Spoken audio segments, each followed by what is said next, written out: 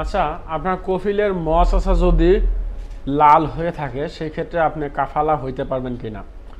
অনেকের এই ব্যাপারটা নিয়ে অনেক ভুল ধারণা আছে, তবে আজকের এই ভিডিওটাতে আমি এই ব্যাপারে কিছু তথ্য দেওয়ার চেষ্টা করবো, যাতে আপনাদের যাদের ভুল ধারণা আছেন বা যারা চিন্তা ভাবনা করতেছেন যে আমার কপিলের মশাসা লাল হয়ে আছে, আমি কাফালা হয়ে যাব বা আমি অন্য কোনো জায়গায় কাফালা করব, সেই ক্ষেত্রে বলবো একটু সাবধান।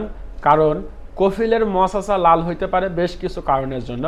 তো কী কী কারণে কফিলের মশাসা লাল হয়ে থাকে বা আপনি যে মশাসায় আসেন সেই মশাসাগুলোর কালার পরিবর্তন হয়ে থাকে বা যেটাকে সারসা বলে, বা দেখা যাচ্ছে যে এটা কি কারণে হয়ে থাকে, সেটা হচ্ছে যে আজকের এই ভিডিওতে তথ্য দেওয়ার চেষ্টা করব। তো অনেকের ভুল ধারণা আছে বা অনেকের ধারণা আছে আমার কপিলের মশাসা লাল হয়ে আছে বা দেখা যাচ্ছে যে প্লাটিনাম হয়ে আছে, সেই ক্ষেত্রে আমি মনে হয় যে কোনো জায়গা কাফালা হয়ে যাইতে পারবো।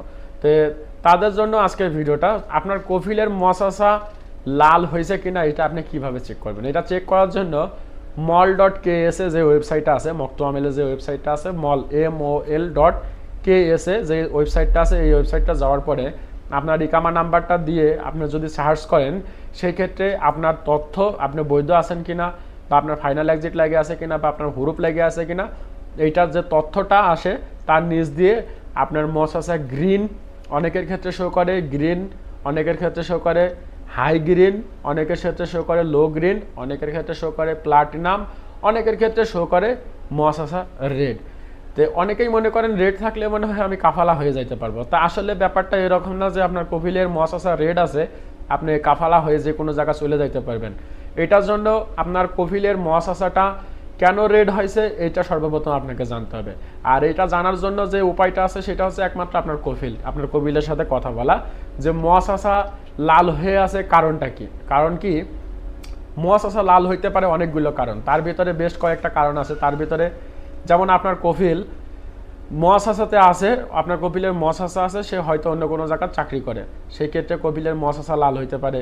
তারপরে দেখা যাচ্ছে যে আপনার কপিল আপনার কাফালা করার সময় একজন সৌদিকে তার মশাসায় নিয়োগ দিয়েছিল, পরবর্তীতে সেই সৌদিকে বের করে দিয়েছে, সেই ক্ষেত্রে পারেও আপনার হচ্ছে মশাসা লাল হইতে পারে। দেখা যাচ্ছে যে আপনার কপিলের জাকাতের টাকা বা দেখা যাচ্ছে যে মক্তআমেলের কোনো পেমেন্ট বাকি আছে বা কোনো ফি আছে, সেই ক্ষেত্রে আপনার কপিলের মশাসা লাল হইতে পারে। দেখা যাচ্ছে যে আপনার কপিলের মক্তআমেলের কোনো পেমেন্ট বাকি আছে বা জরিমানা বাকি আছে, সেক্ষেত্রেও মশাসা লাল হইতে পারে। তারপরে হচ্ছে যে আপনার দেখা যাচ্ছে যে কোনো কোম্পানির বা কোনো কফিলের কোনো আমেল যদি মক্তআমেলে সেই মশাসার নামে যদি কোনো কমপ্লেন করে, সেই ক্ষেত্রেও মশাসা লাল হইতে পারে। তো বিভিন্ন কারণের জন্য মশাসা লাল হয়ে থাকে বা মশাসা রেড দেখায়।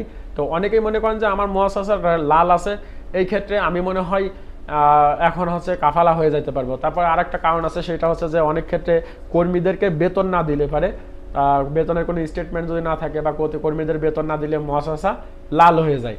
তো এইগুলা কিছু কিছু কারণ আছে যে ছোট ছোট কারণের জন্য মশাসাগুলো লাল হয়ে যায়। পরবর্তীতে কফিল যখন আপনার ইকামা বানানো যায় বা কোনো কিছু কাজ দরকার হয়, পরবর্তীতে কিন্তু কফিল কিন্তু তার পেমেন্ট বা যে জরিমানাগুলো থাকে সেগুলো পরিশোধ করার পরে সে কিন্তু তার কাজটা খুব অনায়াসেই করে নিতে পারে। এই ক্ষেত্রে কফিলের খুব একটা ভোগান্তি পাওয়ানো লাগে না। অনেকের ক্ষেত্রে দেখা যায় যে কাফালা করার জন্য মশাসাতে সৌদি নিয়োগ করে, সৌদি নিয়োগ করার পরে পরবর্তীতে সেই সৌদিটাকে বের করে দেয় মশাসা থেকে, পরবর্তীতে ওই মশাসাটা লাল হয়ে যায়।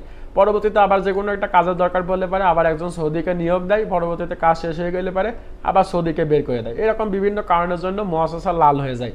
এখন আপনার মশাসা কোম্পানির মশাসা কোনটার কারণে লাল হয়েছে সেটা একমাত্র আপনার কফিলে বলতে পারবে, যে তার কোনো মক্তব খেদামত বা দেখা যাচ্ছে যে জাকাতের টাকা বা দেখা যাচ্ছে যে কোনো টাকা বাকি আছে কিনা বা মক্তআমেলে কোনো কেস আছে কিনা বা দেখা যাচ্ছে যে তার নামে কোনো ওয়ান্টেড আছে কিনা বা কোনো ওয়ারেন্ট আছে কিনা, যদি এরকম কোনো কিছু থাকে সেই ক্ষেত্রে আপনার মশাসা লাল হয়। তো অনেকেই মনে করেন যে এই সময় যদি আমি কাফালা হওয়ার জন্য তলব দিই তাহলে তলব মনে হয় আমার কাছে আসবে। যদি আপনার আকামার মেয়াদ থাকে সেই ক্ষেত্রে আপনার আকামার মেয়াদ আছে, আপনি এখন আপনি দেখতেছেন যে আপনার কফিলের মশাসাটা লাল হয়ে গেছে, এখন আপনি চাচ্ছেন যে আমি অন্য কোনো জায়গা কাফালা হয়ে চলে যাব, সেই ক্ষেত্রে আপনি যখন তলব দেবেন এই 95% সম্ভাবনা থাকবে তলবটা আপনার কফিলের কাছে চলে যাওয়ার। 95% থাকবে তলবটা আপনার কফিলের কাছে চলে যাওয়ার জন্য, মানে চলে যাবে, আর 5% থাকবে এটা আপনার কাছে আসার জন্য। এটা নির্ভর করবে এখন আপনার কফিলের মহাশাসায় কি সমস্যা হয়েছে, কি কারণে সমস্যা হয়েছে, এটা বলতে পারবে একমাত্র আপনার কফিলে। তো তাই অনেকেই চিন্তা ভাবনা করেন যে আমার হয়তো এখন আমি আমার মহাশাসা বা আমার কোম্পানির মহাশাসা লাল আছে, আমি এখন হয়তো তলব দিয়ে যে কোনো জায়গায় চলে যেতে পারবো। তাদের জন্য বলবো যে ব্যাপারটা পুরোপুরি নিশ্চিত না হয়ে আপনারা কখনোই কাফালার জন্য তলব দিতে যাবেন না, বা কফিল যদি ভালো না হয় সেক্ষেত্রে আপনি যদি তলব দেন সেক্ষেত্রে আপনাকে হয়তো খরচও লাগাই দিতে পারে, হুরুপও দিয়ে দিতে পারে। সেই ক্ষেত্রে আপনার 95% সম্ভাবনা থাকে যে তলবটা কফিলের কাছে চলে যাওয়া, 5% সম্ভাবনা থাকে আপনার কাছে। তো এখন 5% সম্ভাবনা নিয়ে এত বড় রিস্ক কিন্তু নেওয়া যায় না সৌদি আরবের ভিতরে, কারণ যে কোনো সময় কফিল চাইলে আপনার হুরুপ লাগাই দিতে, খরচ লাগাই দিতে পারে, অনেক কিছু করে দিতে পারে কিন্তু কফিল। তো যার জন্য আপনার কোম্পানির মহাশাসা যদি লাল হয়েও থাকে সেই ক্ষেত্রেও আপনি বলবো যে কাফালা হইতে পারবেন না যদি সুনির্দিষ্ট কারণ না থাকে।